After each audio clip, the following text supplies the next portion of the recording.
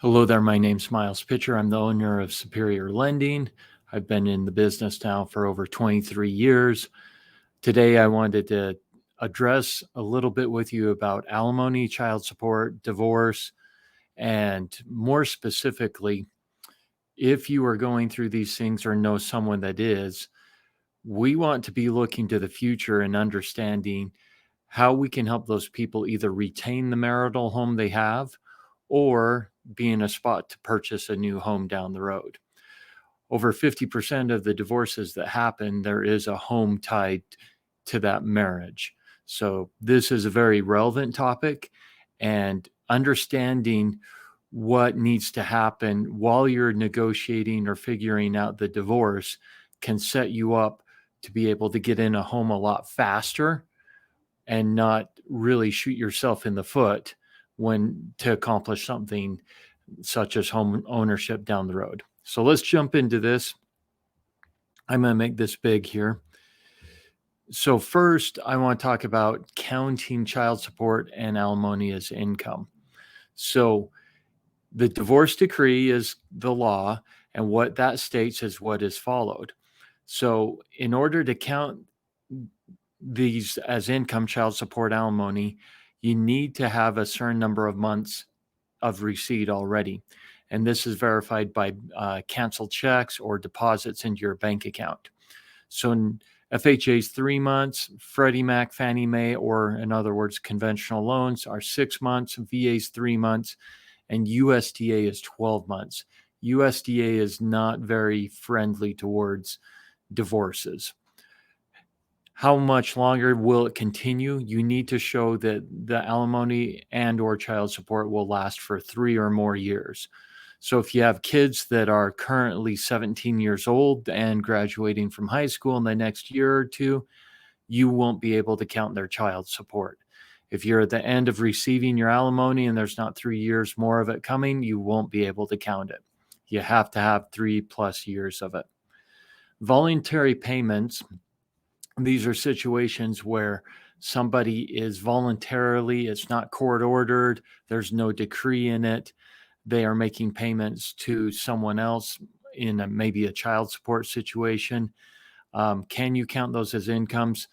Yes, you can on FHA as long as there's 12 months of consistent and stable payments, right? Don't fluctuate on the payments. Make sure they're the same every month.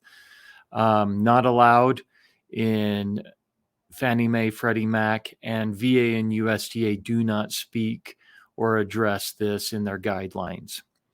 Now let's look at the other side. Maybe you are the one paying the alimony, child support, and how do we treat that, and what are some favorable ways that you can use that in helping to qualify? So number one, if you have less than 10 payments left, you can get that excluded out of your debt ratios. Okay. It is much more friendly to do that on a Freddie Mac, Fannie Mae loan. FHA, VA, and USDA may exclude it, but you have to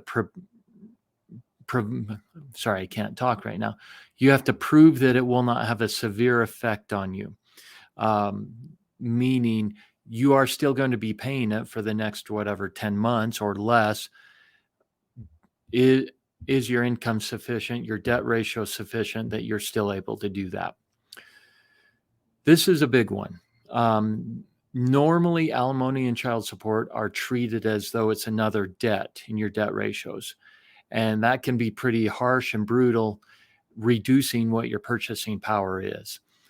If you have an experienced loan officer who understands how to treat alimony, it can be big time favorable.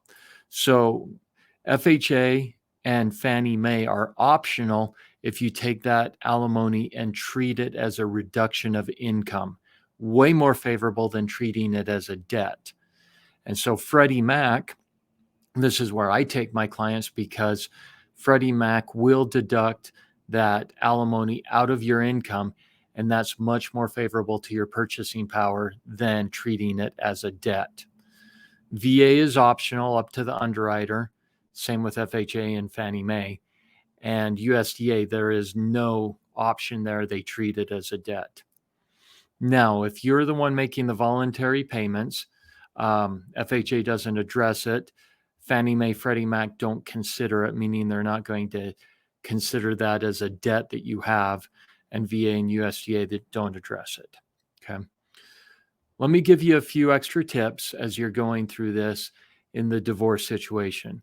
Number one, before you finalize the divorce decree, talk to an experienced loan officer and let them know what your plans are. Do you want to retain the marital home? Do you need to get it refinanced? Do you have a bunch of other debts that you need to get paid off? Or are you going to be looking to buy another home as soon as possible?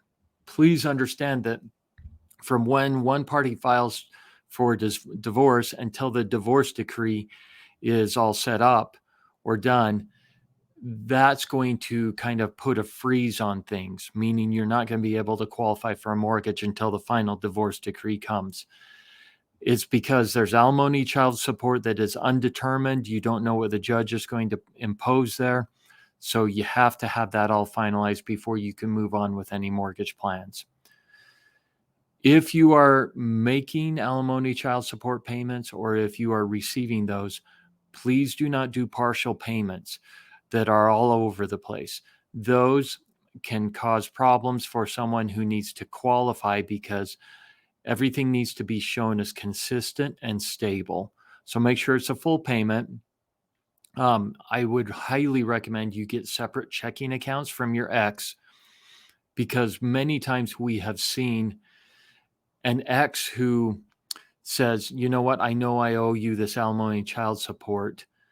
I'm just going to pay the mortgage for you, and therefore that doesn't count as a payment to the other party of alimony or child support.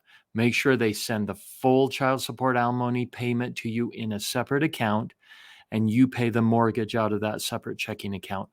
Don't do it out of a joint account, because the underwriter is going to look at that and go, how do I know that that was an alimony or child support payment versus just a normal direct deposit of somebody's paycheck?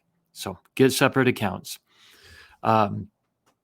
Make sure you watch your credit, and I would highly recommend you put a freeze on your credit through all three bureaus, TransUnion, Experian, and Equifax. You can remove those when you need to, but it's going to prevent anything happening on your credit that you're unaware of. Also, just remember the divorce decree is the law, right? Meaning we're going to look at that from a mortgage point of view and say, are we following what it says? If you and your ex have a handshake agreement that they've decided to pay you more money, more alimony, you need, and you want to try to count that for qualifying, well, you need to get an amended divorce decree that states that that's what's going to be the case for us to count it. Another one that I highly recommend, and again, this is where an experienced loan officer helps, is looking at what debts that maybe are joint debts from the marriage and need to be paid off. Get those listed and identified in the divorce decree so that as someone's trying to refinance maybe the marital home to pay off those debts, take care of those things, it's very advantageous to have those listed out specifically in the divorce decree. It will help you get a better interest rate, and it'll make it way easier for your loan officer to help you. Yeah. Here's how you can get a hold of me.